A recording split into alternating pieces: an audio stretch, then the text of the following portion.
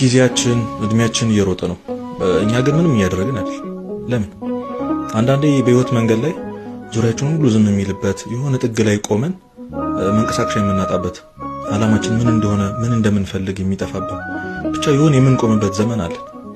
ልማር ወይስ ልስራ? የምንወደውን ነገር ወይስ እናድርግ ወይስ የሚያዋጣን ትክክል ነው ብለን የምናስበው ወይስ ሰዎች ይመረጡልን? በጣም ትልቁ ህመም የሆነ ጥያቄ ደግሞ ጊዜን እያቃጠልኩ ነው፣ ህይወቴ እንዴት ነው መምራት ያለብኝ የሚለው። ምንም አለማድረግ ማለት አይደለም።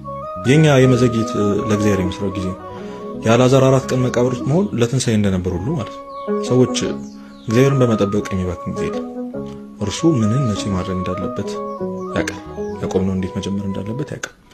የቆምንና የትም መሄጃ እንደሌለን የሚሰማን ስሜት የሄዷት አካል ሊሆን ይችላል። እግዚአብሔር ደግሞ እየሰራ